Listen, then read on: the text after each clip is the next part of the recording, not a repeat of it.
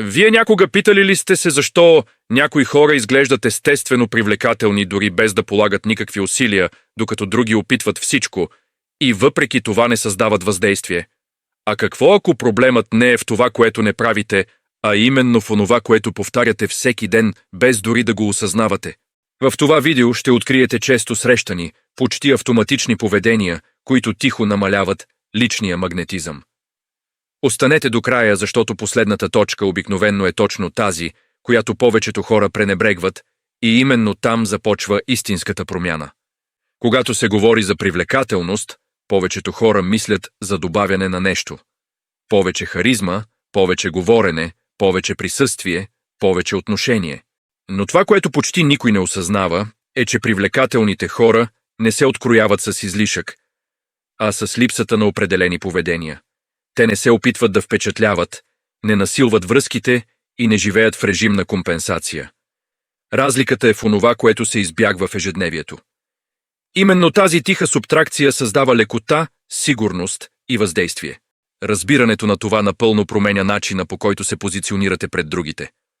През това видео няма да научите трикове, насилени техники или изкуствени формули. Това, което ще бъде разкрито тук, е ясна референция за поведения, които привлекателните хора просто не практикуват. Това са обичайни навици, социално приети и повтаряни всеки ден без размисъл.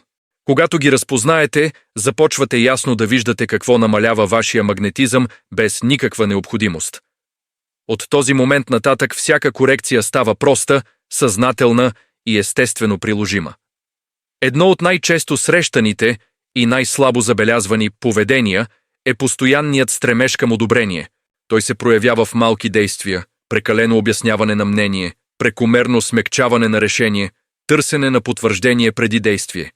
Всичко това изглежда като учтивост или предпазливост, но тихо комуникира несигурност.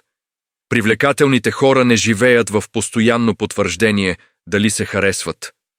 Те се позиционират естествено и позволяват на другия да се съгласи или не.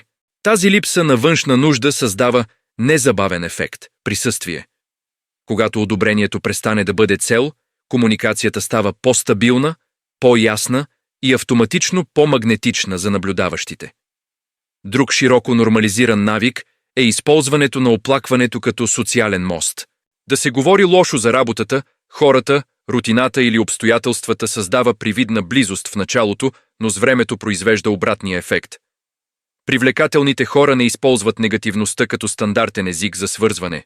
Те разпознават проблемите, но не изграждат връзки чрез тях.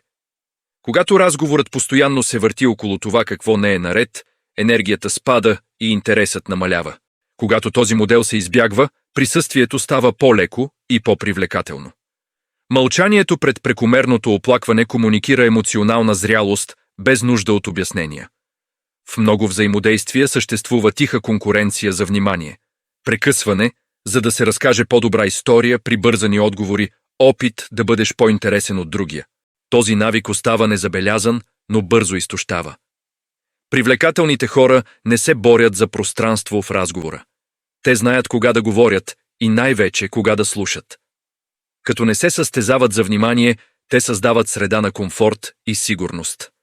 Любопитното е, че тази позиция кара вниманието да идва естествено. Добре поставеното мълчание, присъстващото слушане и спокойният ритъм променят динамиката на диалога. Без никакво усилие разговорът протича и присъствието се налага, без да бъде обявявано. Да се реагира на всеки коментар, критика или провокация изглежда естествено, но разкрива липса на емоционален филтър. Привлекателните хора не се движат постоянно според външни стимули. Те избират кога да реагират. Този избор създава образ на баланс и сигурност, който директно влияе върху начина, по който са възприемани.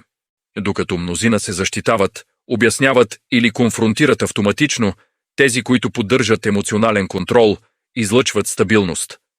Ефектът е незабавен – уважение. Не става въпрос за игнориране на чувства, а за това да не се предават на всяка ситуация. Този тих самоконтрол променя динамиката на отношенията и укрепва личното присъствие по последователен начин. Прекаленото обясняване изглежда като знак за прозрачност, но на практика комуникира несигурност. Привлекателните хора не чувстват нужда да оправдават всяко решение, закъснение или поставена граница. Те информират, а не се защитават. Излишните обяснения възникват, когато има страх да не се разочарова някого или да не се бъде неправилно разбран. Този, който излъчва магнетизъм, разбира, че не всеки избор трябва да бъде валидиран. Когато този навик се избягва, комуникацията става по-чиста, по-директна и по-уверена. По-малко думи създават по-голямо въздействие. Когато обяснението престане да бъде автоматично, другият усеща яснота и твърдост. А тази тиха простота изгражда личен авторитет без видимо усилие. В този момент повечето хора вече могат да разпознаят модели, не в другите, в себе си. Малки действия, които изглеждаха безобидни, започват да придобиват форма. Търсене на одобрение, оплакване за свързване, борба за внимание, реакция на всичко, прекалено обясняване. Нищо от това не се прави с негативно намерение. Това са автоматични навици. Разликата е, че сега те стават видими. А когато нещо стане видимо, то престава да контролира. Това е моментът на тиха наблюдателност, без осъждане. Просто да се забелязва кога тези поведения се появяват в ежедневието. Яснотата започва тук, преди всяка външна промяна. Когато всички тези точки се разгледат заедно, разликата става ясна. Привлекателните хора не правят нищо извънредно. Те просто избягват обичайни поведения, които остават незабелязани от мнозинството. Докато мнозина се опитват да се утвърждават, да угаждат или да реагират постоянно, те избират присъствие, мълчание и контрол.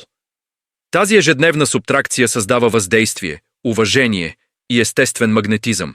Обещаната трансформация не е в промяната на това, кои сте, а в спирането на повтарянето на онова, което отслабва образа ви без необходимост. Когато тези навици престанат да съществуват, възприятието се променя и отношенията следват тази промяна незабавно.